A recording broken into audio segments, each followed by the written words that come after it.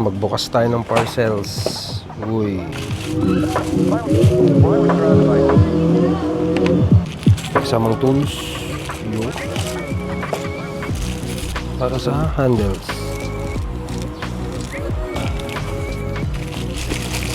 Screen protector.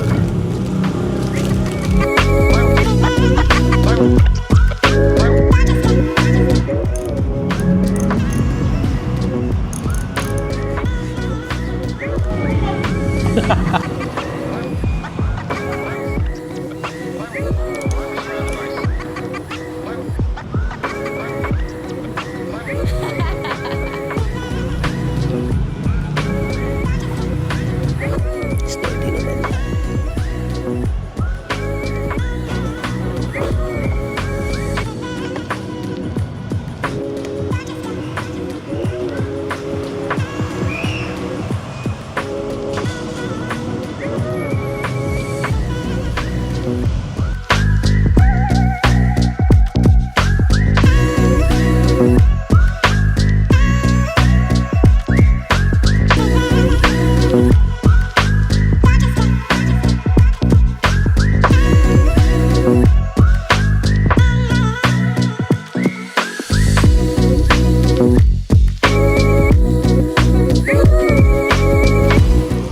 Mas pogi siya ng mas pogi siya ng half lang.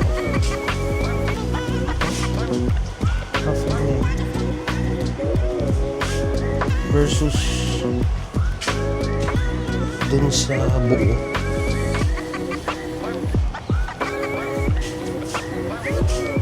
Ano mas okay?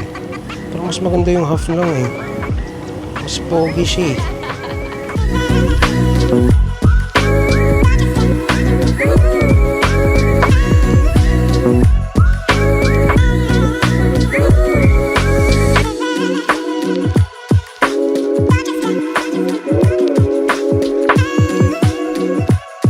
So our last accessory is this screen protector. Bale, this is my second already. Nagkamali ako sa paglagay nung nakaraan.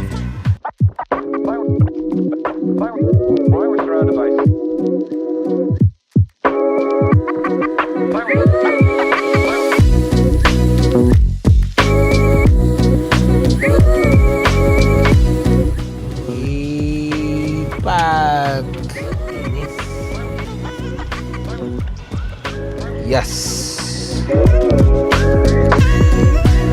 Usap tayo about my purchases kay Taho. So I ordered the mudguard kasi napapansin ko pag maputik or kahit di maputik, may basang madaanan, ang haba nung line nung putik, yung mud. So sabi ko mas okay na bumili na ng mudguard para hindi kumalat yung putik. Second, I ordered the doorknob handle cover kasi ayun, para maiwasan natin yung gasgas. Maiwasan yung gasgas kasi yung kay potpot, since hindi ko nalagyan ng ganun, talagang kitang-kita mo talaga yung mga scratches kasi every time na siyempre yung nails, kapag binubuksan mo yung door, talagang magkakagasgas siya. And the third one is the screen protector. Yung screen protector, actually this is my second order already. Nung first time nagawa ko, mali ako ng pagkakagawa, tapos nahulog siya. Pagkapulot ko, marami ng mga balahibo. Okay, so pag-usapan natin yung mga in-upgrade ko dito kay Taho. So, mga accessories na in-upgrade ko sa kanya. So, first upgrade, plate holder. So, after a month or before nga mag 1 month, dumating na yung plate number. Thank you so much sa BYD Otis, especially our agent si Ayen Pineda. So siguro 2 days or 1 day before mag 1 month dumating na yung plate number tsaka ORCR. Ang bilis. After noon, since I know naman na hindi talaga siya kasya kasi sinabi na ni Ayen, yung agent namin, na hindi talaga kakasya. So once na meron naman daw available sa kasa, or I can buy third party basta magkasya yung plate number. So yun yung unang binili ko, plate number holder kay IP Designs. Nakalimutan ko kung magkano yun eh. Tapos next na binili ko ay ilaw sa trunk. Since si Seagull walang ilaw sa trunk, sobrang hirap niya kapag gabi. Tapos may kukunin ka sa likod. Tapos pag may ginagamit namin siya sa prenup, like for example, so pag may pagpauwi or pag madaling araw yung shoot, may kukunin kami sa likod. So mahirap siya, kailangan pa ng cellphone. So that's my second na in-upgrade. Third would be the dashcam, DD-Pi. Kailangan mo yung dashcam talaga, especially if you will be going to Manila. Maraming mga kupal dyan na enforcers. Yung iba na post ko na yun eh. Kapag nakita nila na wala kang dashcam, gagawa sila ng paraan, sasabihin nila mali ka. Tapos doon sila hihingi ng pangtong. Ganun kakupal yung mga ano dyan, mga traffic enforcers dyan. Sobrang number 1 ang dashcam. Next would be the trunk organizer. Bumili ako ng trunk organizer para dun ilalagay yung mga chargers, mga ganun, para organize siya. Pero right now I'm planning to sell it kasi meron na akong trunk. Though hindi kasya si mga extension, mga ganun. Gusto ko bumalik sa dati na nakabag. Kasi nung nag-trunk organizer ako, organized yung mga chargers, magaron, pero lumiit yung space niya kasi tumaas siya.